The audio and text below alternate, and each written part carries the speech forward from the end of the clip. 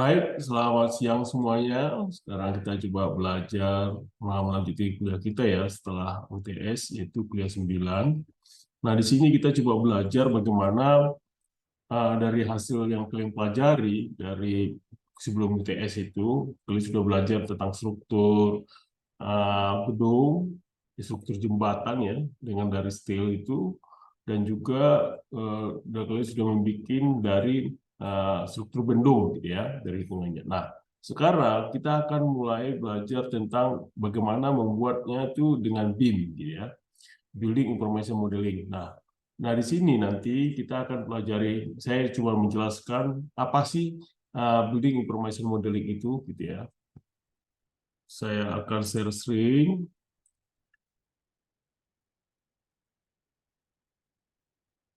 Nah, di sini Building Information Modeling ini adalah kita akan belajar dari mana nanti bagaimana dia sebagai 3D, 4D, 5D, 6D, dan 7D ya.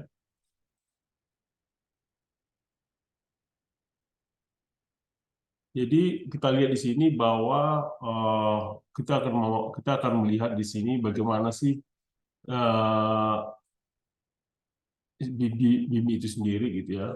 Dan BIM itu tujuan pembelajarannya nanti adalah nanti kita diharapkan dapat menjelaskan pemodelan 3D sampai 7D dan juga level of development-nya. Jadi juga demikian serta membahas tentang pemodelan dari sisi desain, juga dari sisi penjadwalan dan sisi estimasi biaya, dari sisi sustainability, dan dari sisi manajemen fasilitas. Nah, di sini akan kita belajar nanti 3D-nya itu adalah karakter level of development-nya, definisi of definisi level of development-nya, model dimensi pemodelan 3D, langkah-langkah pemodelan 3D, contoh pemodelan, nanti habis itu penjadwalan, scheduling, itu 4D, yaitu ruang lingkup model 4D dan 5D, langkah pemodelan 4D dan 5D, baru nanti sustainability dari 6D dan 7D. Nah, tapi yang kita akan fokuskan nanti adalah di 4D ya, model 4D dengan 5D ini tadi. Nah, kita bisa lihat di sini ya, spesifikasi level of development-nya. Spesifikasi tingkat pengembangan atau tingkat development adalah referensi yang memungkinkan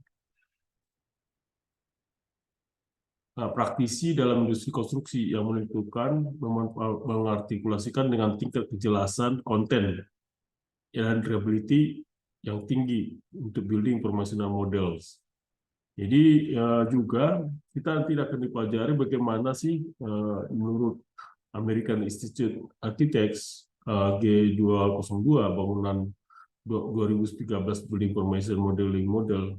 Situ akan nanti kita jelaskan bagaimana setiap model dari 3D itu sendiri, yaitu mulai dari cara membangunnya. Kita lihat sini ya, dari sisi kanan ini, dari sisi tulangan, sampai nanti kita mendapatkan volume yang akan kita dapatkan dari bangunan dari building information modeling tadi. Nah, maksudnya adalah untuk membantu menjelaskan kerangka LOD dan standarisasi penggunanya sehingga menjadi lebih berguna sebagai alat komunikasi. Tujuan utamanya di sini kita lihat ya bahwa di dokumen level of development itu mempunyai tingkat ya, tingkat. Jadi BIM level of development-nya itu mulai dari konseptual ya. Ini konseptual namanya LOD 100, baru nanti LOD 200 kayak schematic design. Nah, ini sampai skematik konseptual ini kalau kita bisa hitung bisa sampai basic design. Tapi skematik desain ini LD 200 bisa sampai ke basic design dan detail engineering design.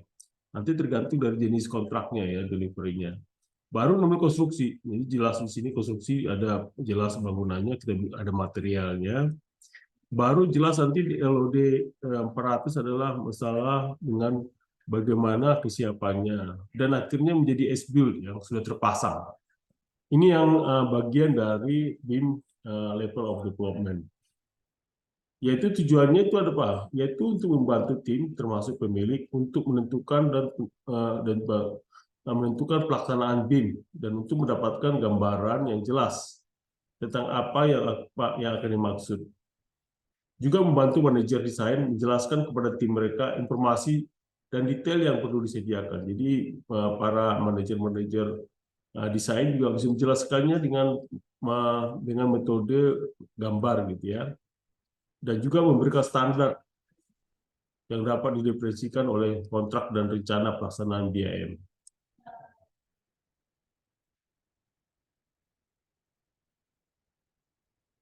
Nah, level of development itu juga bisa berkolaborasi sebagai alat kolaborasi ya.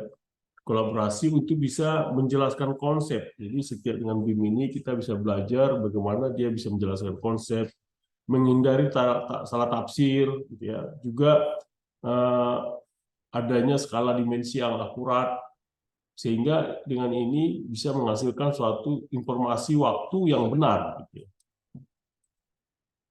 Nah di sini LOD tadi yaitu terdapat tingkat detail pada dasarnya adalah seberapa banyak detail dimasukkan dan juga dapat dianggap sebagai input elemen. Nah, nanti dari detailnya nanti baru nanti level of development-nya. Development-nya itu ya tingkat pengembangan yang adalah sejauh mana geometri elemen. Jadi sudah pengembangan lebih bagus sekali lagi, lebih bagus ya. Sebagai alat yang hasil yang lebih andal nantinya. Nah, definisinya yaitu adalah kelompok kerja mengidentifikasi kebutuhan akan LOD yang akan menentukan elemen-elemen model yang cukup dikembangkan ya, untuk memungkinkan koordinasi terperinci antara disiplin. Contohnya deteksi benturan gitu ya, penghindaran, tata letak dan lain-lain. Jadi dengan adanya BIM ini kita bisa menghindari adanya clash ya, clash antara satu dengan yang lainnya.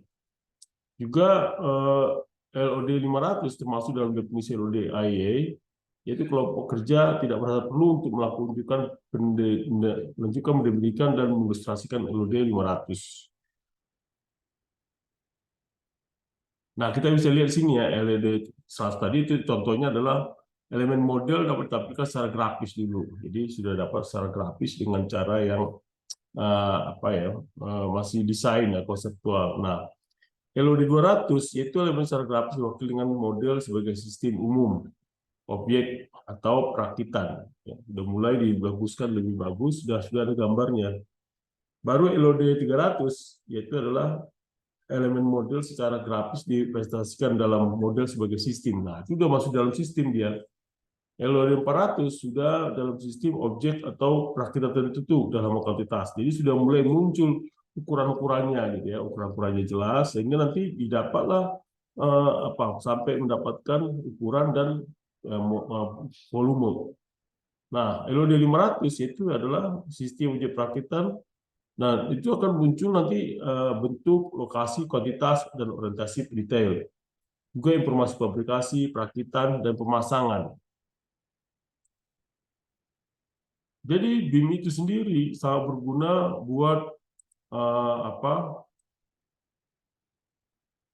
sebuah sistem ya. Nanti berguna buat owner, general contractor, architects, structural engineer, detailer, mechanical engineer, fabrikator, site manager, erector, facility manager. Nah ini pihak-pihak yang kalau sudah tahu kita bangun BIM itu sendiri, mulai dari katakanlah ada yang sudah sampai mulai dari FS gitu ya, feasibility study, basic design, nanti basic design dilakukan lagi, nanti kerapin lagi sampai detail engineering design. Nah, engineering design ini sudah dibangun dengan BIM itu sudah pada saat nanti dia lakukan ada bidding itu harganya sudah bagus gitu ya. Artinya sudah tidak ada lagi manipulasi data. Jadi akhirnya nanti dengan adanya BIM ini bisa menghasilkan suatu data yang lebih bagus dan itu volumenya sudah tepat gitu ya, karena dengan BIM itu sendiri. Jadi tidak ada lagi perubahan dan semua orang tahu gitu ya, mulai dari owner, kontraktor, konsultan dan juga yang terlibat di dalamnya itu semua orang tahu dengan menggunakan BIM itu tadi. Nah, di sini dimensi dalam BIM itu 3D itu adalah boleh dilakukan sebagai bentuknya seperti model logistik dan safety, animasi, BIM prefabrikasi, laser current beam. Nah, kalau dampak D itu sudah melakukan scheduling. Nah, itu bisa menjadwalkan nanti sampai schedulingnya, simulasi tahapan proyek, mempelajari penjadwalan, mau perencanaan akhir just in time, instalasi simulasi detail, sampai kepada validasi visual. Nah, 5D kita sampai pada estimasi, yaitu pembuatan konsep real time dan perencanaan biaya, ekstra kuantitas untuk mensupport detail estimasi biaya, trade verification dari model verifikasi, struktur model, struktur baja, nanti kalau ada struktur baja, pembisian, mechanical dan plumbing, electrical, ya. Juga nanti sampai didapatkan nanti value engineering-nya, termasuk skenario, visualisasi, ekstra kuantitas, dan juga solusi prefabrication, yaitu ruang, peralatan, MEP, multi-trade prefabrication, architectural unit, dan elemen-elemen struktural. Nah, ini 6 dan D ini kita tidak pelajari sekarang. Ini banyaknya bagus nanti sampai ke owner gitu ya. Owner itu sampai fasilitasnya ya, sampai ke pemeliharaannya. Nah, kita sampai yang kita pelajari di sini adalah 3D, 4D, dan 5D. Karakteristik BIM itu apa sih gitu ya? Jadi produk BIM itu diciptakan dan beroperasi pada database digital, yaitu adanya suatu informasi mengenai suatu proyek konstruksi gitu ya, disimpan nanti di dalam suatu database dan itu menjadi gambar dan itu akan menghasilkan suatu gambar, juga termasuk di dalamnya itu adalah penjadwalan. Dan penjadwalan itu juga termasuk sebagai estimasi, jadi akurasi daripada perhitungan bisa lebih bagus. Dalam BIM juga ada perubahan refleksi, gitu ya. Informasi ini didistribusikan dalam setiap anggota tim proyek supaya setiap file yang dimasukkan itu orang semua ngerti, gitu ya. Selanjutnya mengelola berbagai perubahan dalam database, mulai dari tahap desain, konstruksi, dan operasional. Nah, dengan adanya BIM ini disepakati bersama, itu ketika dalam pelaksanaan nanti akan dipelaksanaan itu dengan adanya 3D, ada 5D, ada 4D, ada 5D. Dan itu bisa berbarengan. Katakanlah nanti dengan adanya BIM ini akan kelihatan kecepatannya berapa, waktunya sudah berapa. Nah, itu akan tergambarkan nanti di BIM. Dan juga menyimpan berbagai data. Nah, data-data sini kan kalau di konstruksi itu ya di proyek itu kan banyak sekali data gitu ya. Nah, data-data itu akan disimpan di dalam BIM. Gitu ya. Kalau ada umpamanya ada perubahan desain pada saat di awal itu bisa di-save gitu ya. Sehingga nanti setiap data-data itu bisa nanti berguna apabila ada dispute gitu. Nah, pemodelan dari bangunan building ini yaitu adalah memberi dukungan untuk proses pengambilan keputusan proyek. Ya, jadi ketika contohnya gini, ketika nanti ada proyek yang terjadi ada clash detection terjadi muncul, contohnya di situ akan ada diputuskan gitu, apakah dikerjakan atau biayanya berapa sebenarnya. Dan itu sangat sangat bermanfaat sekali ketika kita ketahui di dalam building ini. Dan juga akan memvisualisasi solusi desainnya. Contohnya apabila di desain itu ada permasalahan yang rumit ya, dan dengan adanya itu kita bisa lihat dari 3 dimensinya. Kita bisa melihat sampai detailingnya kita lihat sehingga kita bisa tahu oh ternyata ada yang salah di sini gitu ya. Bisa kita rubah gambar. Nah, itu gunanya di situ. Dan juga di sini ya dengan adanya BIM ini juga bisa menjaga K3 juga keselamatan kerja. Nah, kenapa? Karena kita sudah melihat dari 3D-nya gitu ya. 3D-nya kita bisa lihat dan kita bisa lihat bagaimana nanti kalau ini dikerjakan. Bagaimana nanti keselamatan kerjanya. Nah, itu dengan adanya BIM ini sehingga kita bisa melihat dengan 3D kalau contohnya di atas biaya kerja ketinggian berapa, apa yang harus dilakukan gitu ya. Juga akan muncul nanti data proyek ya, hasil data proyek. Juga ada di sini nanti akan muncul perbaikan-perbaikan apabila ada, itu lebih cepat ya, data-datanya lebih cepat.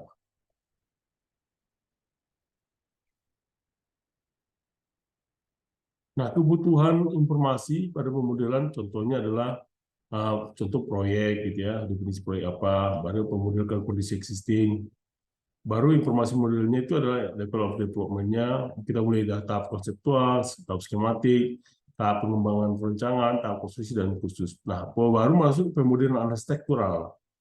Itu model spasial dan material. Kita lihat nantinya, apakah modelnya itu bisa sama dengan konturnya atau tidak.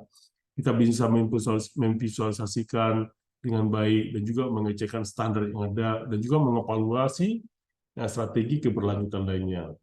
Baru nanti melakukan pemodelan dan analisis struktural dan juga pemodelan dan analisis MEP-nya, yaitu analisis tentang energi, distribusi bahan listrik. Nah, di sini masuk semua tuh kita tahu ya, aliran udara, pencahayaan, bagaimana. Baru melakukan quantity take off dan perencanaan biaya. Baru mulai nanti pemodelan konstruksi. Itu akan muncul nanti class detection, digital fabrication, perencanaan schedule, konstruksi dan urutan pekerjaan. Dan juga nanti akhirnya pengelolaan fasilitas, build models. Contohnya ketika nanti ada commissioning, handover, commission system, dan security assessment, dan perencanaan tanggap darurat. Nah, ini yang penting ya untuk setiap BIM. Kalau di BIM kita lihat di sini, contohnya adalah kelas hard class ya, benturan keras. Kita lihat sebelah kanan. Contoh ini kan kalau kita nggak pakai 3D itu nggak kelihatan ini. Ada ada pipa yang langsung crossing kayak gini. Kalau kita gambar tiga. Nah, ini namanya hard class ya. Terus kedua ada clearance class gitu. Jadi clearance class itu benturan masuk pada toleransi atau ruang diizinkan. Ada juga 4D flow class atau benturan alur kerja. Nah, di sini akan kita tahu nih apakah dia terjadi nggak benturan kerja dengan adanya menggunakan 4D tadi ya, schedule. Nah, langkah-langkah yang dilakukan untuk kita melakukan itu pemodelan 3D.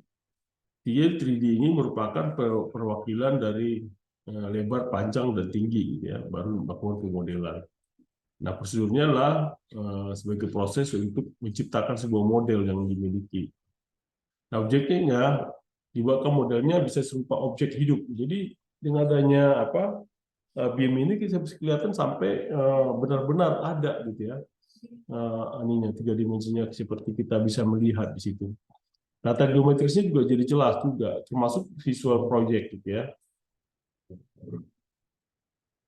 Ini dia ya, jadi dengan adanya 3D tadi waktu jadwal, masuk mulai ke biaya keuangan sumber daya 3D, baru masuk ke 3D, kemajuan proyek. Dan ini akan berputar-putar terus mereka secara akurat, sehingga pada saat dia perencanaan sampai dengan pelaksanaan itu bisa bagus digunakan. Jadi lebih mudah gitu ya. Harganya juga lebih bagus gitu jadinya.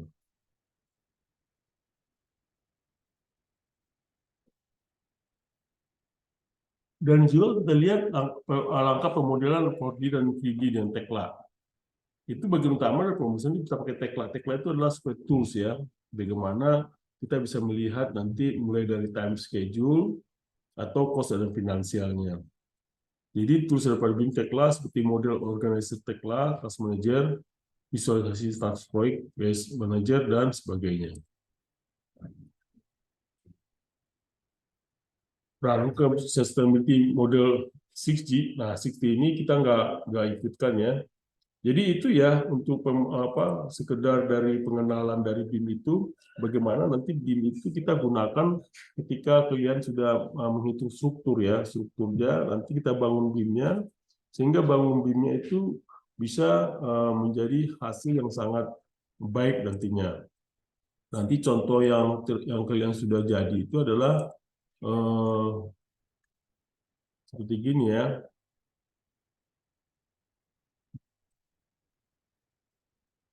Contohnya untuk jembatan gitu ya.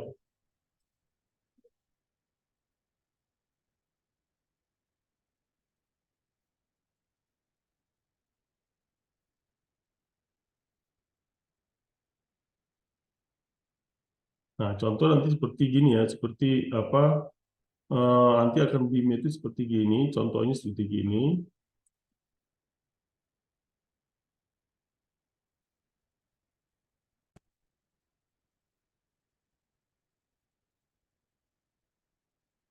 Nah, ini dia pelaksanaannya ya dengan menggunakan BIM, nanti akan dilakukan ya, bagaimana prosedurnya gitu ya, mulai gali gitu ya,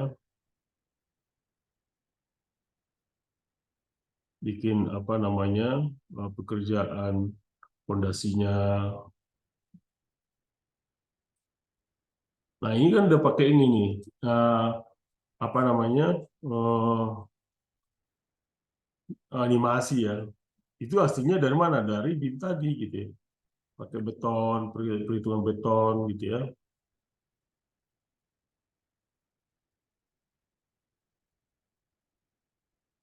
Nanti ada alat-alatnya bagaimana caranya.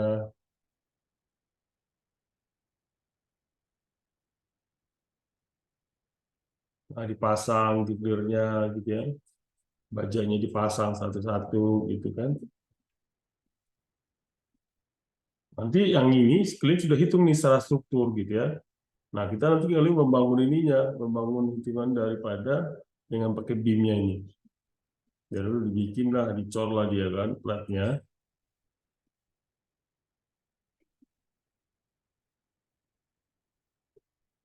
Tadi ini ada tiang pancang tadi awalnya, pilih pancang, masukkan sini, ini jadilah gitu ya.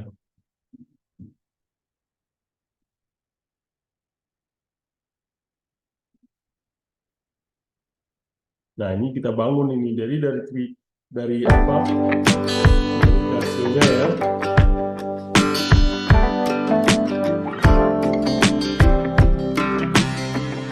Dan ini adalah hasilnya ya dari model tadi.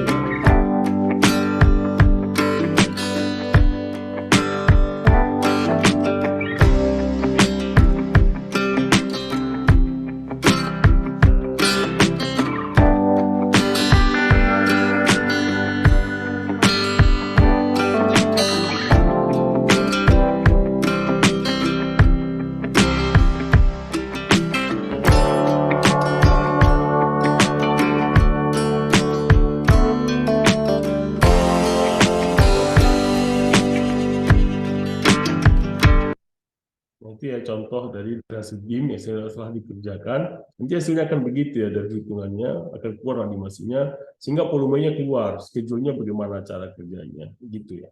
Sekira itu untuk kuliah hari ini. Terima kasih. Semoga nanti kalian bisa belajar bagaimana pemanfaatan di building information modeling itu tadi. Terima kasih semuanya.